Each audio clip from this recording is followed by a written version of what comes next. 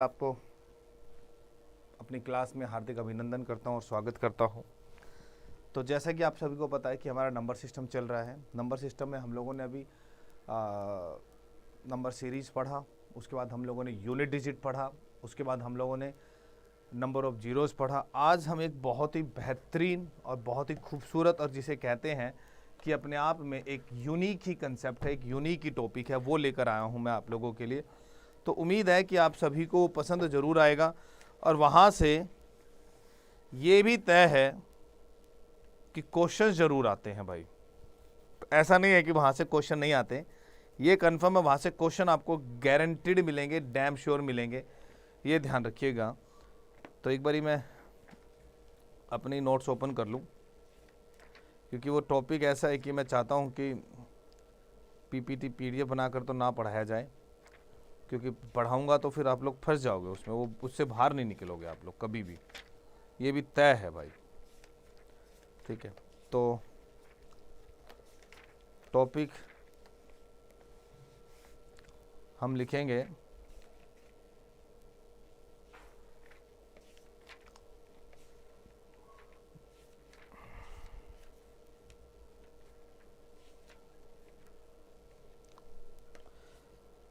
अच्छा, ये तो हमने पढ़ लिया था सारा ना।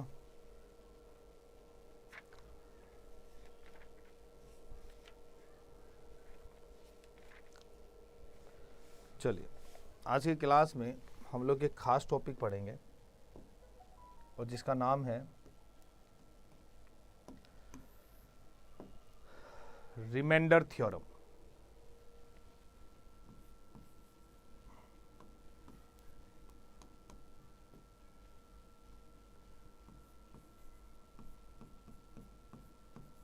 पहले बताओ, कुछ बच्चों ने पढ़ा हुआ है कभी? है भाई, कभी पढ़ा है आप लोगों ने? किसी ने भी? थोड़ा बहुत मज़ा आने वाला है, बहुत इंटरेस्टिंग चैप्टर, मुझे इससे ज़्यादा इंटरेस्टिंग चैप्टर कोई लगता ही नहीं। हम लोग बात करेंगे आज रिमाइंडर थ्योरम की। ठीक है भैया, रिमाइंडर थ्योरम की बात करते हैं। रिमाइंडर थ्योरम का मतलब क्या होता है? शेषफल परिमेय।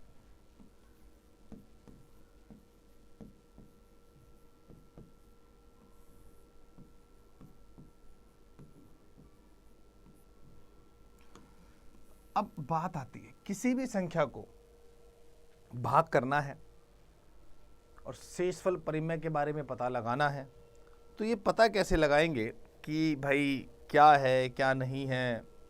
तो चलिए एक बारी चीज़ों को बड़े ध्यान से, बड़े तसल्ली से सीखने का प्रयास करते हैं। ये अपने आप में एक बहुत ही यूनिक चैप्टर है। हो सकता है कि 2 क्लासेस भी लगें, ये भी ध्यान रखिएगा, हो सकता है कि 2 क्लासेस भी लगें इस चैप्टर को पूरा होने में, बट ये अच्छा चैप्टर है, इसमें ना क्वेश्चंस बड़े डिफरेंट आते हैं। चलिए बात करना स्टार्ट करते हैं। बात आती है, सबसे पहले कुछ बेसिक बातें हैं।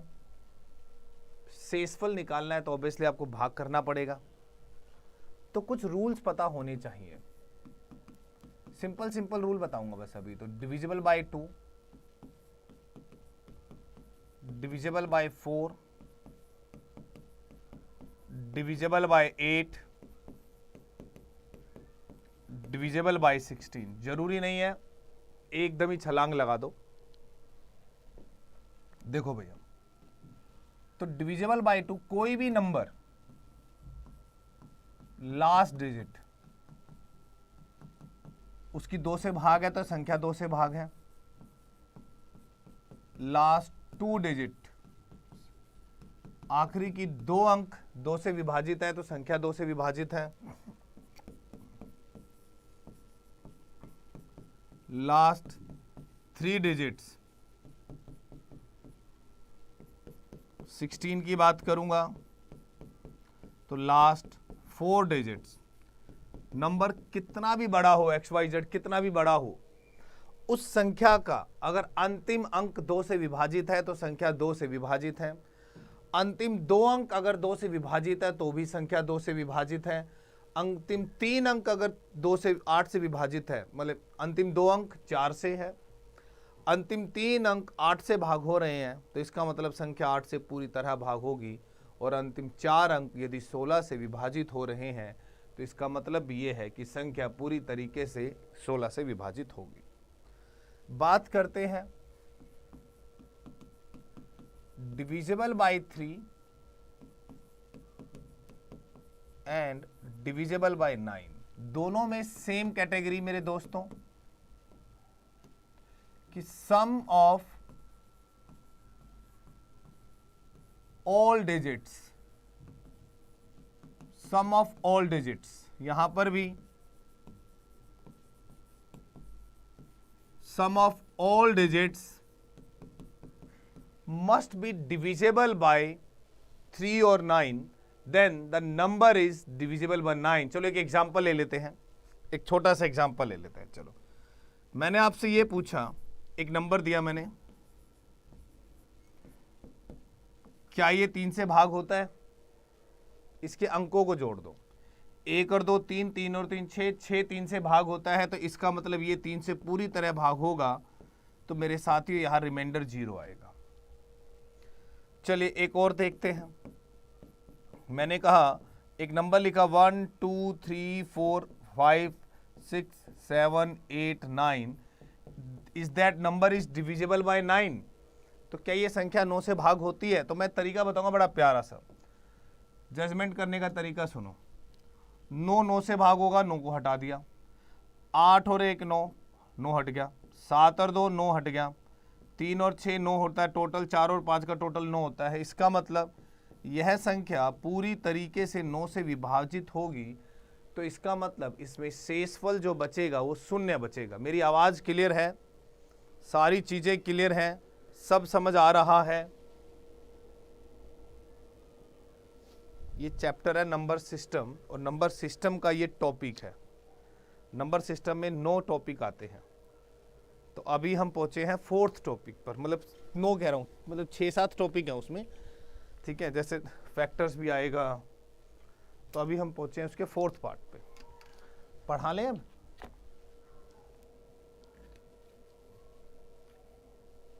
ठीक है, तो उम्मीद करता हूं कि यहां तक समझ आ ही गया होगा।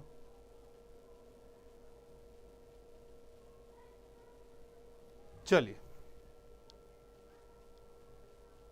तो बात करते हैं हम यहां पर अब। तो डिविजिबल बाय 3 भी आ गया समझ में, डिविजिबल बाय 9 भी आ गया समझ में। 2 पता चल गया, 4 2 3 4 8 16, यहाँ से 3 और 9 भी पता लग गया, ठीक है।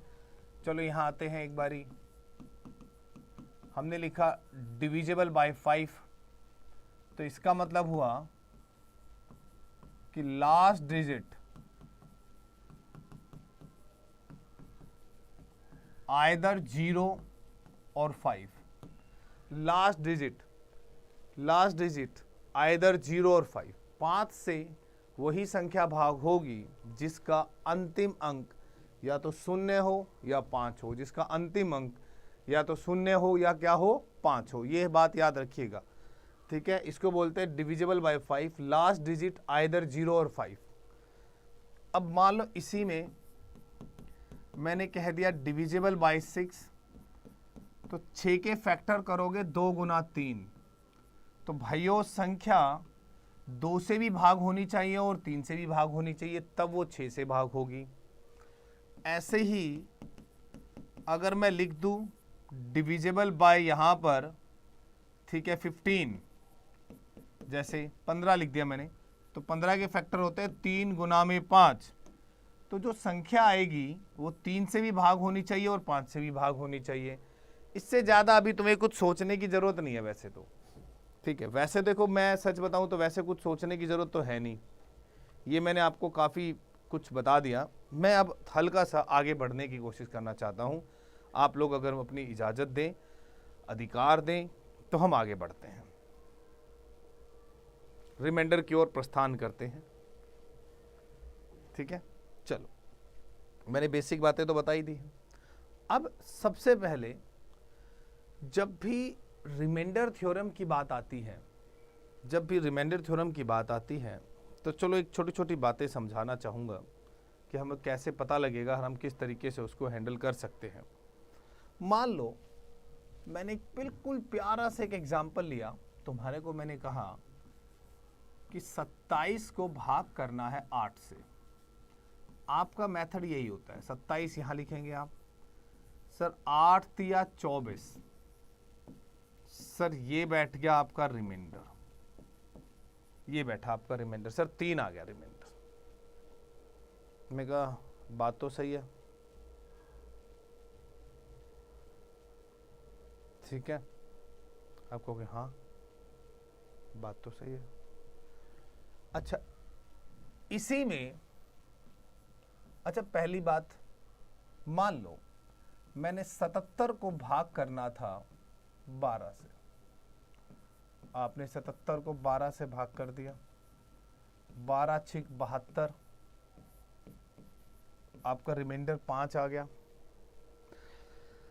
बात इतनी सी है कि अभी तक हम सिर्फ ये सोचते आए हैं, अभी तक हम सिर्फ ये सोचते आए हैं कि जो रिमाइंडर होता है ना वो पॉजिटिव होता है। नहीं बेटा, ये बात याद रखिएगा, जो शेषफल है वो पॉजिटिव और नेगेटिव दोनों होते हैं, वो पॉजिटिव और नेगेटिव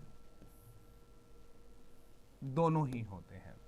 और हमारे एग्जाम में हमारे पास जो ये नेगेटिव रिमाइंडर है वो ज़्यादा हेल्प करता है बड़े बड़े सवालों को हल करने में, बड़े बड़े सवालों को हल करने में। समझ में आ रहा है, चीज़ें क्लियर हो रही हैं? बड़े प्यार से समझेंगे, समय लेंगे, कोई बात नहीं, थोड़ा सा ज़्यादा ले लेंगे, कोई दिक्कत वाली बात नहीं है। अब हम बात करते हैं यहाँ पर कि सर ये नेगेटिव वाला पंगा क्या है। आओ नेगेटिव वाली बात बताता हूँ। भाई मान लो मैंने एक एग्जाम्पल लिया आप लोगों के लिए, मैंने कहा कि भाई भाग करते हैं 43 को 8 से, 8 पंजे 40, तो आपका रिमाइंडर आ गया 3। ऐसे ही मैं इधर लिख दिया 43 और इधर लिख दिया 8। अब मैं 5 पे ना जाकर मैं चला जाता हूं 6 पर, तो वो 8 छिक 48 पे गया। बात समझ रहे हो, किस पे गया? 8 छिक 48 पे गया, और 48 में से 43 अगर मैं घटाऊंगा तो माइनस का 5 आता है। अभी भी बच्चा बड़ा कंफ्यूज होता है, उसे ये नेगेटिव रिमाइंडर पल्ले पड़ता नहीं है। आओ मैं एक काम करता हूं, तुम्हारे लिए मैं इसको पूरा ही बिखेर देता हूं। 8 पंजे 40, 43 को मैं 40 जमा में 3 लिख सकता हूं और भाग में 8 है। Yes sir. 40 को जब 8 से भाग करूंगा, 40 को जब 8 से भाग करूंगा ये पूरा कटेगा, यहां से रिमाइंडर 0 बचेगा। जब 3 को 8 से भाग करूंगा तो ये 3 का 3 ही रिमाइंडर बचेगा। होता क्या एक्चुअली, जब आप किसी संख्या को किसी संख्या से भाग करते हो, मान लो मैंने किसी संख्या को 8 से भाग किया, तो जो शेषफल आने की संभावनाएं हैं या जो पॉसिबिलिटीज हैं वो 1, 2, 3, 4, 5, 6, 7, इनमें से कोई भी आ सकता है। ठीक है, मतलब 8 से नीचे कहीं तक भी जा सकता है। तो यहां से हमारे पास साफ दिखाई दिया कि सर यहां से रिमाइंडर आ गया 3। अच्छा दोस्तों, इसी को मैंने लिख दिया 48 घटा 5 भाग में 8। आ जाओ, 8 से काटूंगा, 8 से 48, रिमाइंडर 0, माइनस 5 कटेगा तो मेरे प्यारे दोस्तों रिमाइंडर आएगा माइनस का 5। परंतु ऋणात्मक में शेषफल कभी दिखाया नहीं जाता, ऋणात्मक में शेषफल कभी भी शो नहीं होता। इसलिए जो एग्जैक्ट आंसर जो इसमें मिलता है, जो भी माइनस का शेषफल आएगा उसमें भाग करने वाली संख्या को जोड़ देंगे, उसमें भाग करने वाली संख्या को जोड़ देंगे। तो मेरा जो शेषफल आया वो कितना आया? 3 आया। मेरा जो शेषफल आया वो कितना आया? 3 आया। भाइयों समझ आ रहा है आप लोगों को? समझ आ रहा है? आवाज आ रही है अच्छे से? ठीक है, तो ये होती है,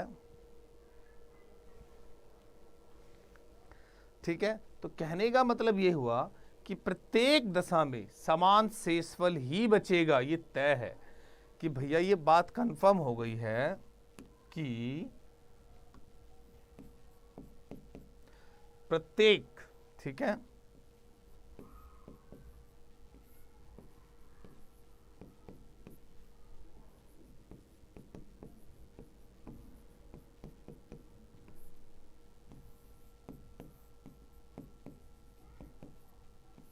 समान शेषफल बचेगा, ठीक है, either we take positive or negative remainder, either we take positive or negative remainder, either we take positive or negative remainder। समझ आ रही है बात? ठीक है, तो कुछ चीजें पढ़ते हैं अब सीधे सीधे। तो पहले कुछ छोटे छोटे एग्जाम्पल्स की ओर बढ़ते हैं, बात करने का पूरा पूरा प्रयास करेंगे, ठीक है, कि चीज़ों को 2-3 तरीके की चीज़ें बनती हैं भाई,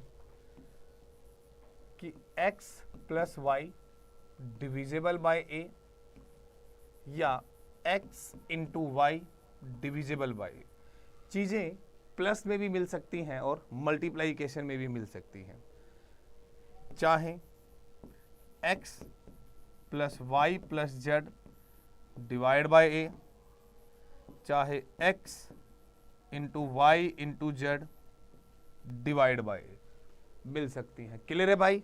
बड़े प्यार से सीखिएगा, बड़े प्यार से समझिएगा और चीज़ों को अपनाने का प्रयास जरूर करें। चले नेक्स्ट पढ़ते हैं।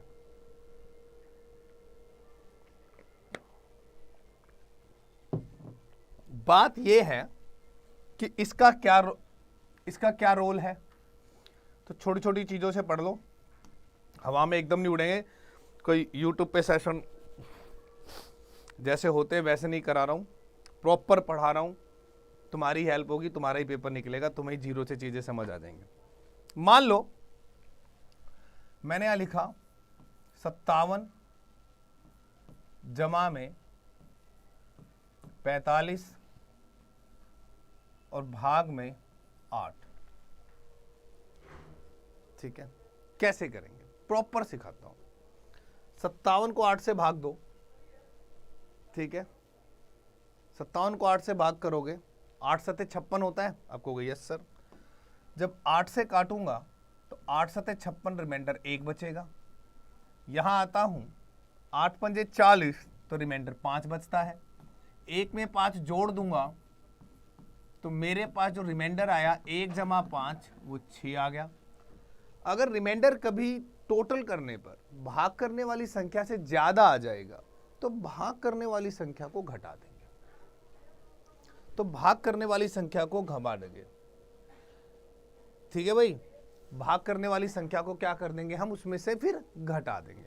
मैं इतने सिंपल तरीके से पढ़ा रहा हूं कि अगर भाई दिल पे हाथ रख के बता रहा हूं, अगर किसी भाई को अभी भी ये समझ में नहीं आए ना, उसको मैथ समझ नहीं आ सकता, फिर अपने आप को और घर वालों को धोखा मत दो। बिल्कुल मैं वैसे पढ़ा रहा हूं जैसे एकदम अंगूठा छाप बच्चों को क्लास में बैठा के पढ़ाते हैं टीचर। तो प्लीज गुजारिश है, पढ़ लो। मान लो इसी क्वेश्चन को मैं ये लिख देता कि 57 गुना में 45 और भाग में 8 है, शेषफल बताओ। भाग करोगे 8 सते 56, रिमाइंडर 1, 8 पंजे 40, रिमाइंडर 5। तो यहां से अब जो रिमाइंडर आएगा तो वो 1 × 5, तो रिमाइंडर 5 बचेगा। तो रिमाइंडर कितना बचेगा, 5 बचेगा। चीजों को पकड़ने का प्रयास करो। एक और तरीका बता रहा हूं, सारे के सारे रूल बता दूंगा, नेगेटिव पॉजिटिव सब कुछ लेकर जैसे मर्जी कर लो, जैसे मर्जी कर लो। मेन है तुम्हारे दिमाग से नेगेटिव का भूत उतारना है बस। मान लो 43 × 57 भाग में 8 ले लिया मैंने। दोनों तरफ पहले पॉजिटिव लेके चलते हैं, दोनों तरफ पहले हम लोग पॉजिटिव लेकर चलते हैं, ठीक है। काटेंगे 8 पंजे 40, तो रिमाइंडर 3 आया। 8 सते 56, तो रिमाइंडर 1 आया। तो मेरे पास 3 एकम 3, यहां से रिमाइंडर 3 बन गया। अगर ये 43 से गुना में 57 है और मैं दोनों में ही तुम्हें नेगेटिव दिखाना चाहता हूं, तो 8 पंजे 40 नहीं, 8 छिक 48, रिमाइंडर माइनस का 5 आया। यस सर, हाँ ठीक है। यहां से चेक करूंगा, अगर मैं 8 64 तो माइनस का 7 आया। माइनस का 5 गुना में माइनस का मैंने 7 किया, तो मेरे पास यहां से 35 आ रहा है। इस 35 को मैं दोबारा 8 से जब भाग कर दूंगा तो 8 चौक 32, तो एक्चुअल रिमाइंडर स्टिल 3 आ गया। तो एक्चुअल रिमाइंडर स्टिल 3 आया। समझ रहे हो ना चीजों को? किसी एक को भी नेगेटिव ले लूं, किसी को भी, चलो इसको नेगेटिव ले लेते हैं अब की बार, -5, 8 सते 56 तो 1, तो हमने देखा यहां से जो रिमाइंडर मिला -5 है कम माइनस का 5। मैंने क्या कहा था, जैसे ही माइनस की वैल्यू मिल गई, भाग करने वाली संख्या जोड़ दोगे तो रिमाइंडर आ गया 3। मतलब ये है शेषफल बिल्कुल भी चेंज नहीं होगा, चाहे नेगेटिव का खेल खेलो और चाहे तुम पॉजिटिव का खेल खेल लो। 8 पंजे 40, इसका 3 लेते हैं, चलो इसका माइनस का 7 ले लेते हैं। भाई यही हो सकता है। यहां से मल्टीप्लाई कराया रिमाइंडर के लिए, तो माइनस का 21/8 आ गया। भाई माइनस का 3 माइनस का 7 माइनस का 21/8 आ गया। हाँ जी, तो क्या बोलो फिर, भाग कर देते हैं। 8 दूनी 16, अब यहां माइनस है ना, तो यहां दिमाग में माइनस ही रखना। 8 दूनी 16, तो माइनस का 5, माइनस के 5 में वापस 8 जोड़ोगे तो शेषफल 3 ही आएगा। तो मैंने सारी कैटेगरी सॉरी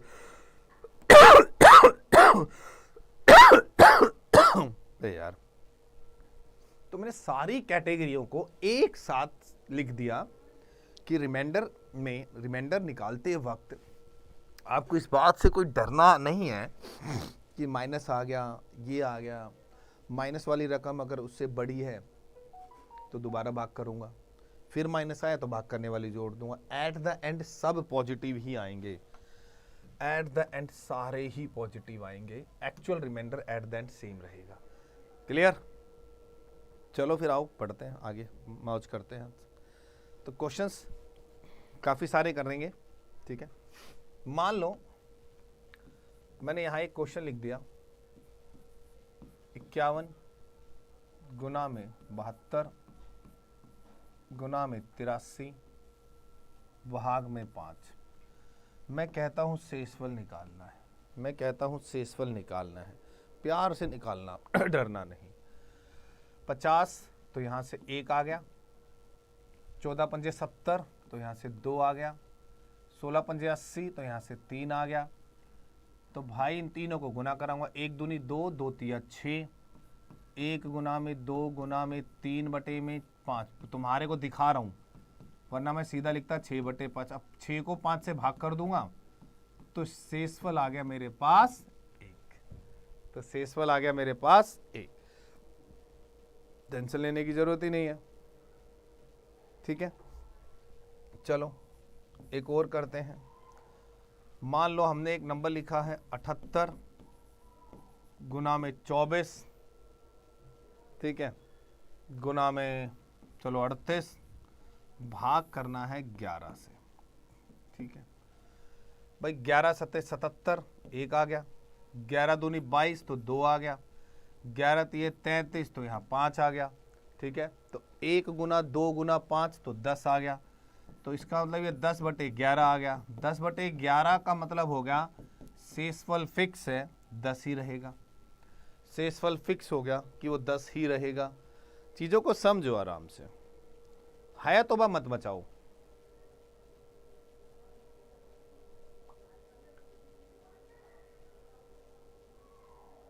ठीक है, चीज़ों को समझो आराम से, एकदम है तो मत बचाना इसमें, नहीं तो ये लपेट देगा तुम्हें यार, छोड़ेगा ही नहीं तुम्हें कहीं का भी। अब आगे पढ़ते हैं कुछ चीज़ों को कि जब ऐसे क्वेश्चंस हमारे सामने हमें मिल जाएं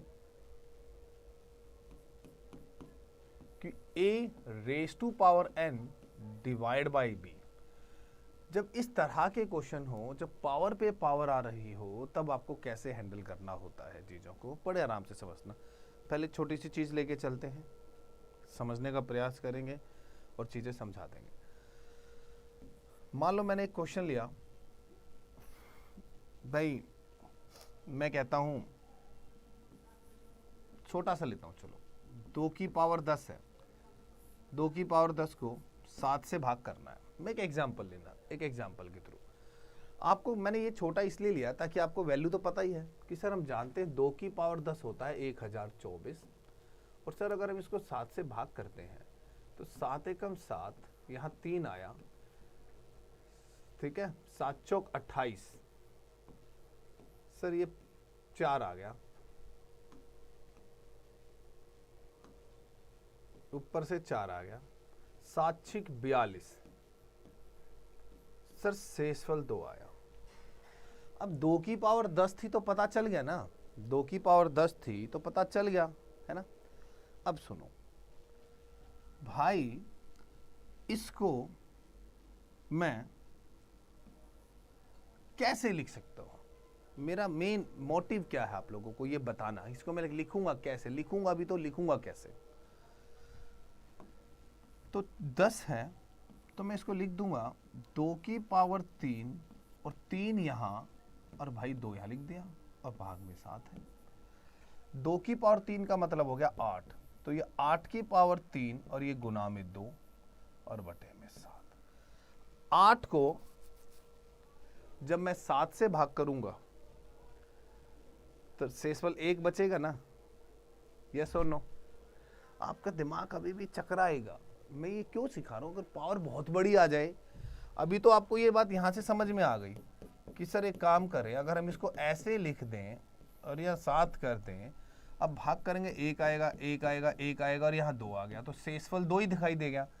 यहीं से देखो ना यार, यहां से देखो आप, 8 और 7, 7 एकम 7, 1 बचेगा, 1 की पावर 3 का मतलब 1 ही होता है, और ये 2 बचा हुआ, तो आपको एग्जैक्टली रिमाइंडर जो बचा वो कितना बचा? 2 मिला। ज़्यादा माइंड को कंस्ट्रक्ट मत करना, ये तो वैल्यू पता चल गई तो हमने जज कर लिया, आगे आपको वैल्यू नहीं पता चलेगी। जैसे मैंने एक क्वेश्चन लिखा, भाई मैंने कहा 2 की पावर 72 है और 7 से भाग करना है, तो आप लिखेंगे सर एक काम करते हैं, 24 तिया 72 होता है, 24 बाहर करते हैं और यहाँ 7 रखते हैं। 2 की पावर 3 8, 8 को मैं 7 जमा में 1 लिख सकता हूं, और ये 24 है और भाग में 7 है। अब तो समझ जाओ, अब तो समझो, इससे ज्यादा इजी क्या बताऊं? अगर मैं इन दोनों की पावर को खोलूंगा तो पावर है 24, संख्याएं बनेंगी 25। सुनना, पावर है कितनी? 24, और संख्या बनेगी 25। ये 25 संख्याएं बनेगी। पहली 24 संख्याओं में 7 की इन्वॉल्वमेंट रहेगी, आखिरी संख्या 1 की पावर 24 होगी। अब 7 से भाग करूंगा तो ये तो सब 7 से पूरी भाग हो रही है। फाइनली में क्या बच गया? 1 बच गया, तो रिमाइंडर 1 ही बचा। कॉमन सेंस, ठीक है। तो 7 7 से भाग हो रहा है, तो हमारे पास रिमाइंडर कितना बच गया? 1 बचा। ये हमारा शेषफल है। उम्मीद है कि चीजें समझ आ रही हैं, धीरे धीरे, धीरे ही सही समझ आनी चाहिए बस, ठीक है। चलें एक और कर देते हैं, इसी में ही देख लेते हैं। मान लो वो कहता है 2 की पावर 256 है और भाग करना है 7 से।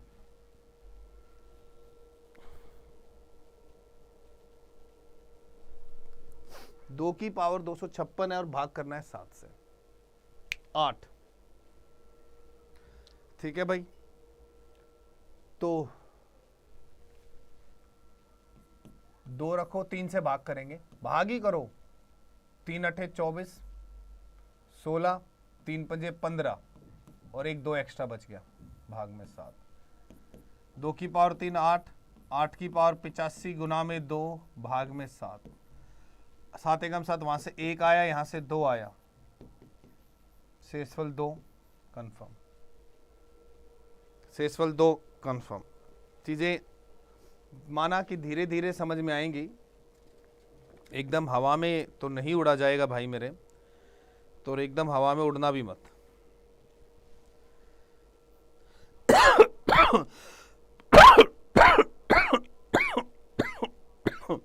हे भगवान,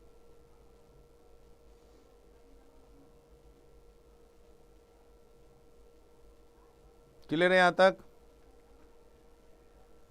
समझ में आया? चलो आओ थोड़ा और अंदर घुसने की कोशिश करते हैं, ठीक है, थोड़ा और देखने का प्रयास करते हैं। मान लो भाई क्वेश्चन आ गया, कहता है 55 रेज टू पावर 97 प्लस में 1 डिवाइड बाय 54।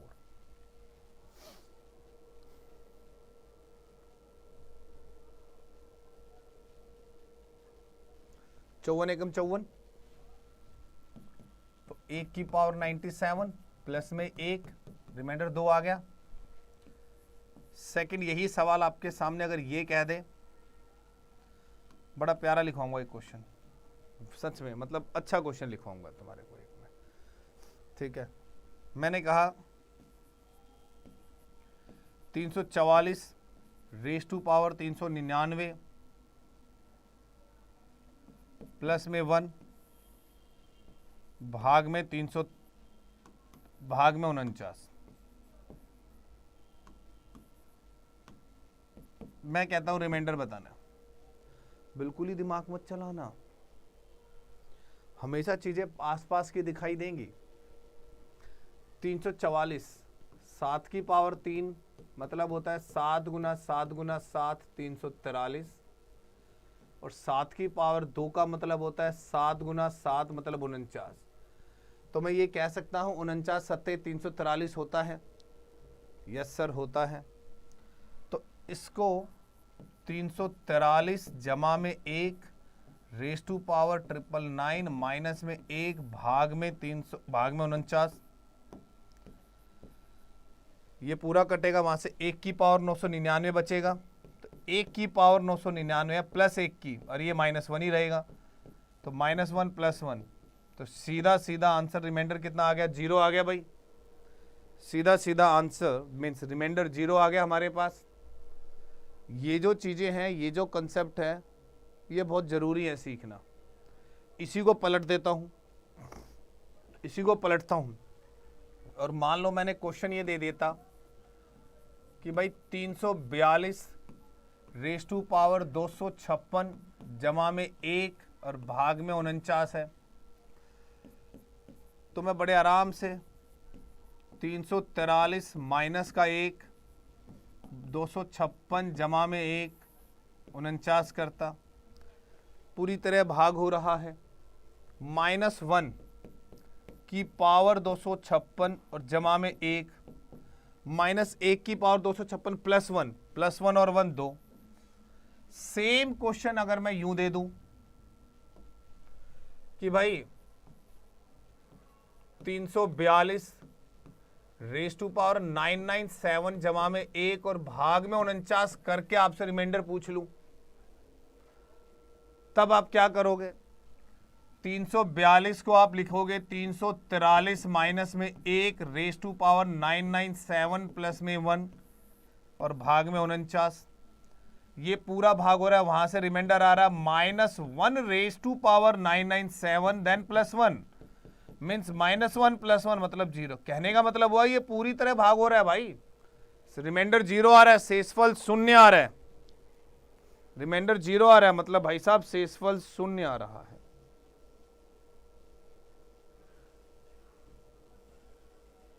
एक और करिश्मा, इसी को ही ले लेते हैं कि भाई 342 रेज टू पावर 777 -1 भाग में 49।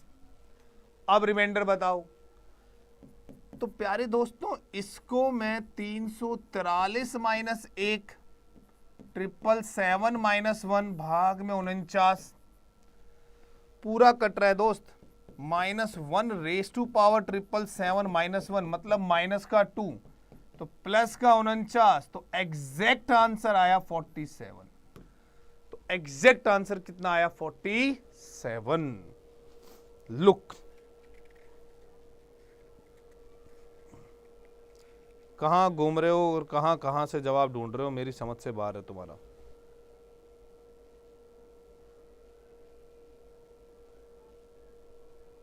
तो माइनस में जैसे ही आएगा तो आपको ऑब्वियसली बात है एक संख्या से तो भाग ही करना पड़ेगा, आपके पास कोई दूसरा ऑप्शन नहीं है, कोई ऑप्शन नहीं है।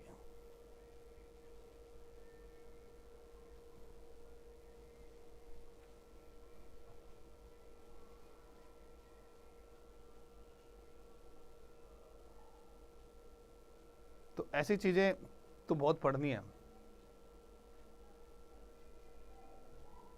छोड़ ही नहीं सकते, बेसिक फंडे है भाई साहब।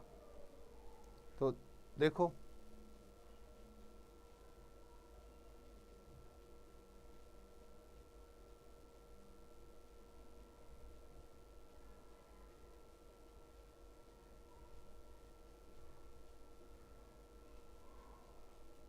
चलो अब हम बात करते हैं इसकी।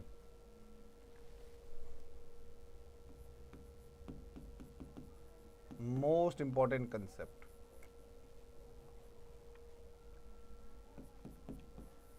इफ ए बी एन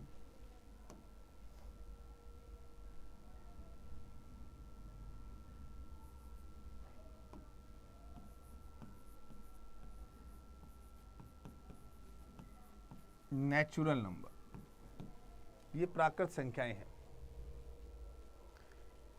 तो आपके सामने दो टाइप के क्वेश्चंस बनते हैं और वो दोनों टाइप आपको सीखनी बहुत जरूरी है कि a की पावर n प्लस b की पावर n भी दिखाई देगा आपको, a की पावर n प्लस b की पावर n भी दिखाई देगा, कहीं a की पावर n माइनस b की पावर n, कहीं a की पावर n माइनस b की पावर n भी दिखाई देगा। अब दिमाग यहां लगाना है कि इस तरीके के जो सवाल हैं, ठीक है, इस तरीके के जो सवाल हैं वो भाग किससे होंगे? तो कंडीशन,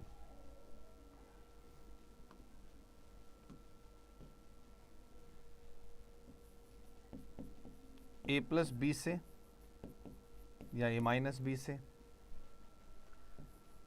भाई मेरे a प्लस बी से या a माइनस बी से, a प्लस बी से या a माइनस बी से,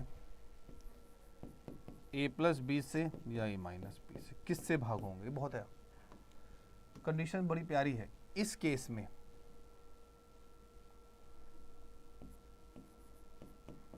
n इज इवन है और इस केस में n इज ओड है, मतलब ये पूरे में n ओड है, इस पूरे में n इवन है।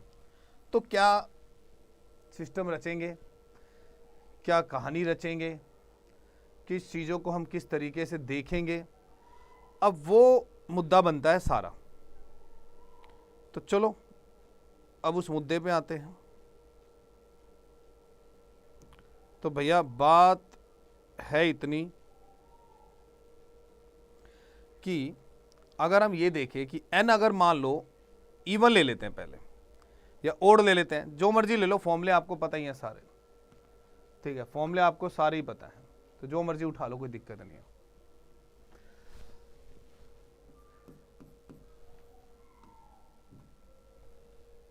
कि a raise to power n, b raise to power n, if n is odd मतलब विषम है, n is odd मतलब क्या है? विषम है।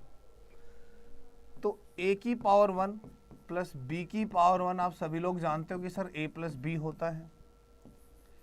a cube plus b cube का factorization formula a plus b a square minus A B plus B square होता है।